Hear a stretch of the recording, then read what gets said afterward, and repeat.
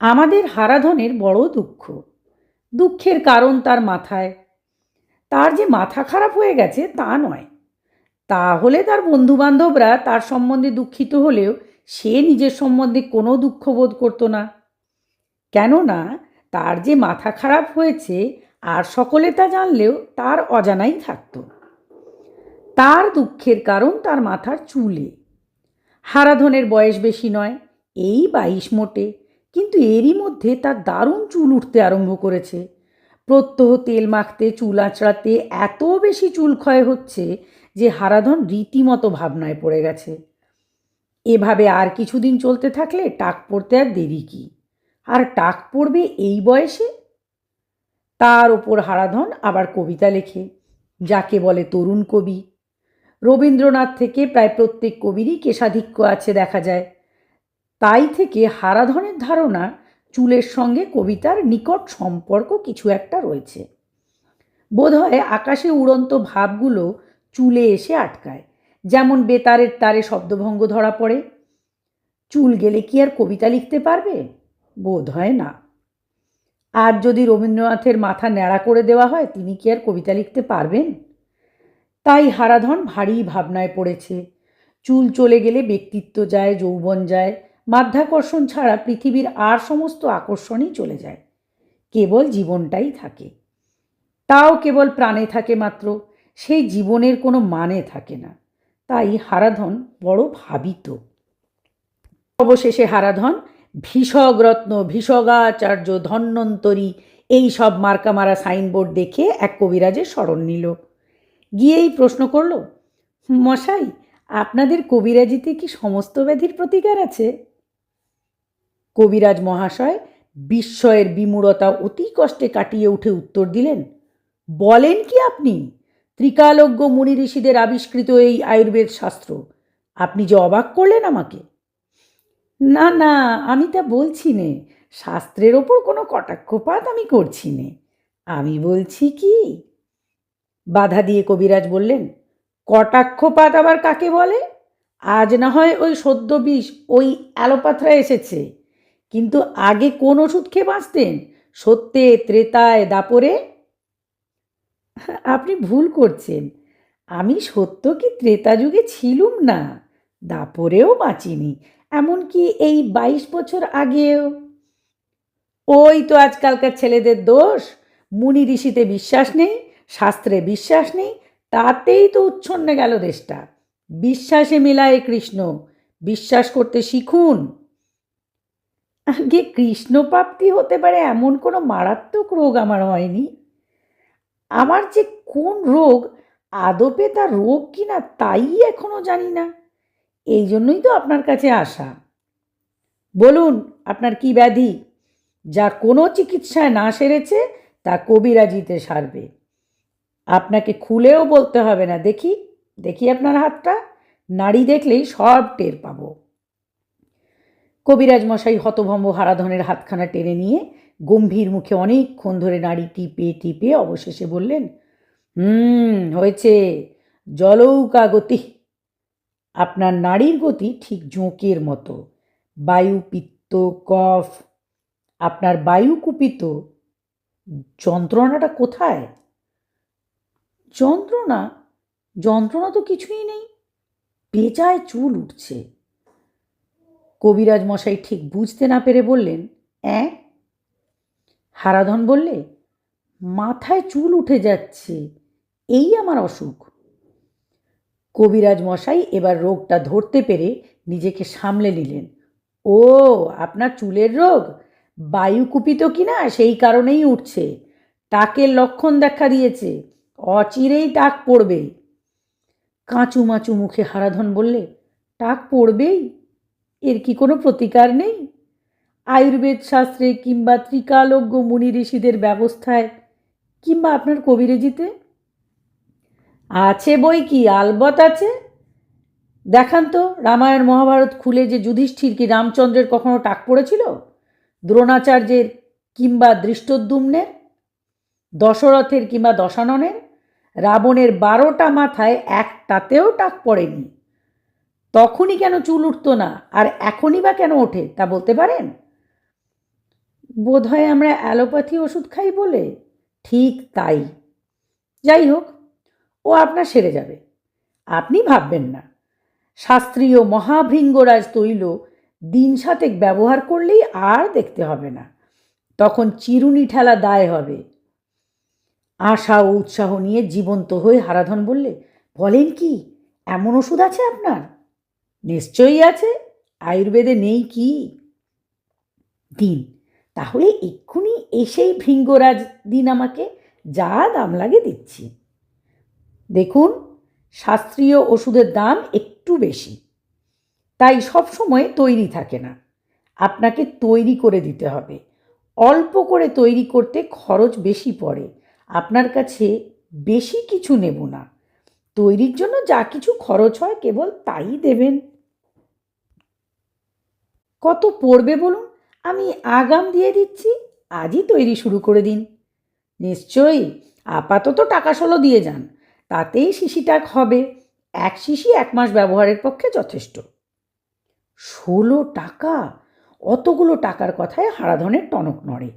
কিছুক্ষণ ভাবল সে, টাকা আর চুল কাকে সে ছাড়বে। অবশেষে চুলেরই জয় হলো। রবিবাবুর কথা কাহিনীতে সে পড়েছিল, কে এক মুসলমান সম্রাট কোন এক পরাজিত শিখকে প্রাণ দিতে চেয়েছিলেন তার চুলের বিনিময়, কিন্তু সেই সুখ চুল দিতে রাজি না হয়ে একেবারে গোটা মাথাটাই দিতে প্রস্তুত হলো। সুতরাং হারাধন যে টাকা দিতে প্রস্তুত হবে এ আর বেশি কথা কি। যদিও 16 টাকা সামান্য নয়, বিশেষত হারাধনের পক্ষে। হারাধন 16 টাকা দিয়ে আমতা আমতা করে বললে, দেখুন, আমার একটা প্রশ্ন আছে, এটা আপনার আয়ুর্বেদ শাস্ত্রের উপর কটাক্ষপাত মনে করবেন না। আমার একটা জিজ্ঞাসা এই, আপনি তো মহাভৃঙ্গরাজের মালিক, তবে আপনার মাথায় এমন চৌকস টাক কেন? টাকাটা ট্যাঁকে গুজে মধুর হাস্য করে কবিরাজ বললেন, বুঝলেন না ওটা? ওটা বিজ্ঞাপন, তেলের নয়, আমার নিজের। টাক প্রবীণতার লক্ষণ, আর প্রবীণ চিকিৎসক না হতে পারলে কি আর পসার জমে? টাকা হলে টাক হয়, কথায় বলে। ওর উল্টোটাও আবার সত্যি, টাকের চাকচিক্য থেকে টাকার চাকচিক্য। হারাধন তথাপি আশ্বস্ত হতে পারল না। কবিরাজ পুনরায় বললেন, দেখুন, এজন্য মহাভৃঙ্গরাজ মাখা তো দূরে থাক, শোঁকাও আমাদের মানা। আমরা তা শুঁকি না পর্যন্ত, পাছে টাক না পড়ে। এখন তো টাক পড়ে গেছে, কিন্তু এখনও বিশ্বাস করি না ওই তেলটাকে। তেলের এমন গুণ, শুকলেও চুল গজায়? এতক্ষণে হারাধন নিশ্চিন্ত হলো। ধন্বন্তরী মশাইকে নমস্কার করে লাফাতে লাফাতে সে বাড়ি ফিরল, অবশ্যই মনে মনে লাফিয়ে। ইচ্ছে থাকলেও 22 বছর বয়সে তো আর 12 বছরের মতন লাফানো যায় না। কয়েকটা দিন হারাধনের খুব কষ্টে কাটল ভৃঙ্গরাজের প্রতীক্ষায়। অবশেষে তৈরি হয়ে এলো ওষুধ। ও বাবা, এই যে নিদারুণ গন্ধ, তার সৌরভের সঙ্গে তুলনা দেবার উপযুক্ত শব্দ নেই। সে তেল মেখে খেতে বসলে সমস্ত ভাত গিয়ে মাথায় উঠবে, অর্থাৎ মাথায় ওঠবার চেষ্টা সামনেই সদর দরজা খোলা পেয়ে গলা দিয়ে গলে আসবে। সে তেল মাথায় মেখে রাস্তায় বেরুলে পেছনে কুকুর লাগবে কিনা বলা যায় না, তবে পথের লোকেরা তাড়া করবে তাতে একটুও ভুল নেই। কী করে বেচারা হারাধন, চুলের দায় প্রাণের দায়ের চেয়ে বড়। তেল মেখে অন্য লোকের কাছ থেকে সে তফাতে থাকে, কিন্তু নিজের থেকে তো আর দূরে থাকা যায় না। মাথাটা আবার নাকের বেয়াড়া রকম কাছে। এই সত্যটা এতদিন তার একেবারে অজানা না থাকলেও এখন খুব প্রবলভাবেই জানান দিতে থাকে। কিন্তু হারাধনের কপাল, আগে যদি বা 10টা-20টা চুল উঠত, ভৃঙ্গরাজ মেখে এখন মুঠো মুঠো চুল উঠতে লাগলো। হারাধন ভাবল, বোধহয় চুলের গোড়াটায় ঠিকঠাক ওষুধ যাচ্ছে না। সেজন্য সে মরিয়া হয়ে একদিন রাত্রে শোবার আগে বুরুশ দিয়ে যেমন না ব্যাক ব্রাশ শুরু করেছে, তার মনে হলো সমস্ত চুল যেন পরচুলোর মতো পেছন থেকে খসে পড়ল। হারাধন আয়নার কাছে দৌড়ে গিয়ে দেখে, ও মা, তাই তো! প্রতিপদের রাত্রে চন্দ্রোদয়ের মতো চুলের অন্ধকার ঘুচে গিয়ে সমস্ত মাথা জুড়ে দিব্যি চকচকে টাক বেরিয়ে পড়েছে। হারাধন প্রথমে ভাবল ডাক ছেড়ে কাঁদে, তারপর মনে হলো এক্ষুনি গিয়ে টুটি টিপে ধন্বন্তরীকে তার স্বস্থানে অর্থাৎ স্বর্গে পাঠিয়ে দেয়। একবার তার ইচ্ছে হলো লোটা কম্বল সম্বল বৈরাগী হয়ে বিরক্ত হয়ে বেরিয়ে পড়ে, আর এ সংসারে থেকে লাভ নেই। সন্ন্যাসী হয়ে যেদিকে দু চোখ যায় চলে যায়।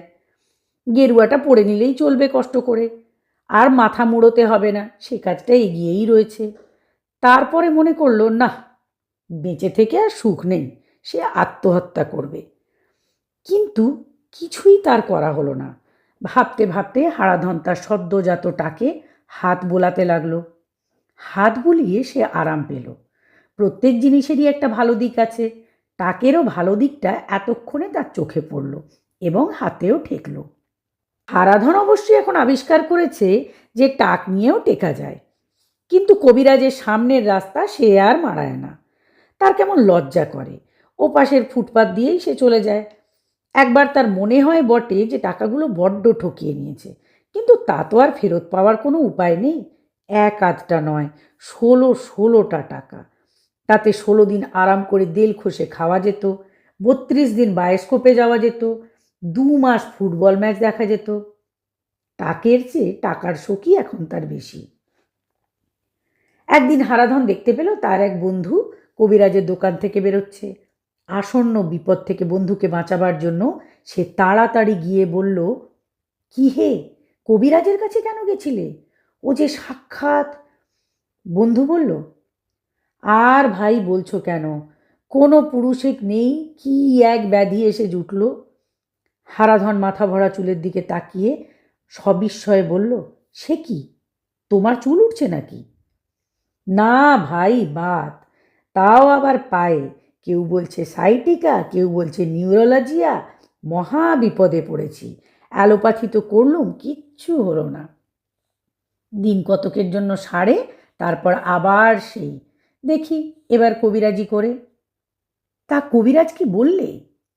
বললেন কি একটা তেল, একেবারে অব্যর্থ, দিন 7 মালিশেই সারবে। বৃহৎ বা চিন্তামণি তৈল। তা তুমি কি বলছিলে উনি সাক্ষাৎ কি? আমি বলছিলাম উনি ধন্বন্তরী, নামেও এবং কাজেও। আমাকেও একটা তেল দিয়েছিলেন, বলেছিলেন 7 দিন পরে আর দেখতে হবে না। তা কথা যা বলেছিলেন একেবারে খাঁটি। বলো কি? কিন্তু আমার কপাল, সে তেল তো এখনো তৈরিই নেই। দামি জিনিস সবসময় তৈরি থাকে না। এক শিশির দাম পড়বে 24 টাকা। তা দিতে আমি এখনই প্রস্তুত ছিলাম, কিন্তু তৈরি হতে লাগবে 3-4 দিন।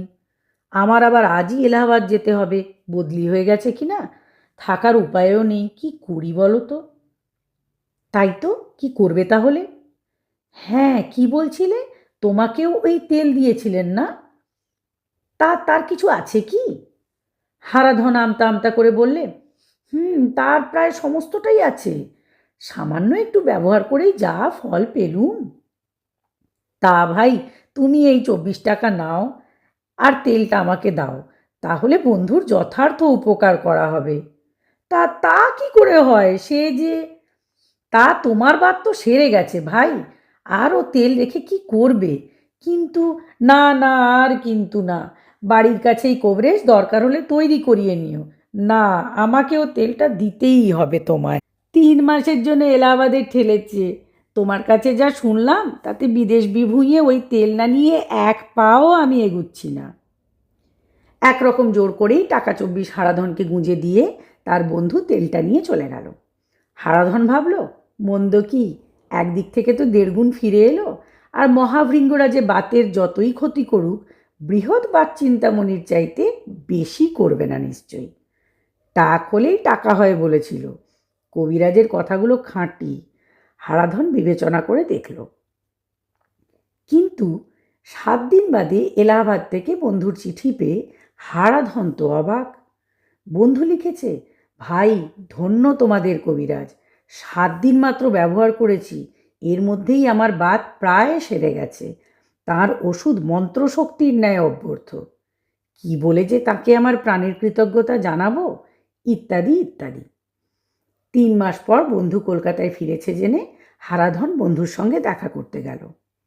একটি ছোট ছেলে বৈঠকখানা দরজা খুলে তাকে বসিয়ে বললে, মামা কামাচ্ছেন, বসুন আপনি। হারাধন বসেই আছে। 15 মিনিট, আধ ঘন্টা, 1 ঘন্টা হয়, বন্ধুর দেখা নেই। অবশেষে 2 ঘন্টা বাদে বসবে কি চলে যাবে এই যখন ভাবছে হারাধন, তখন তার বন্ধু নামল। হারাধন ভারী চটে গেছে মনে মনে।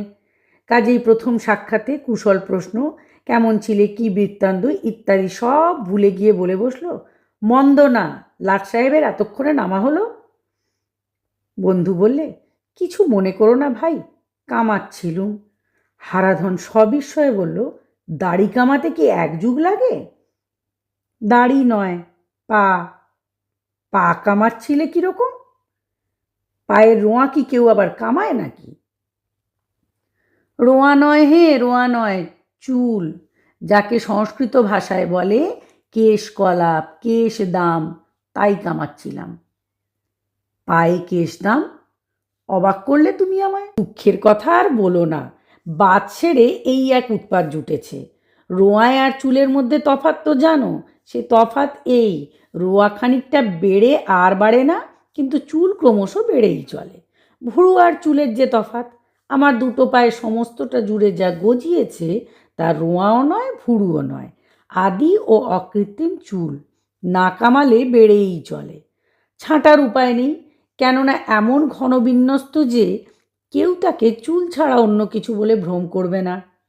তাই দাড়ির মতো নিয়মিত পা কামাই, কি করি বলো?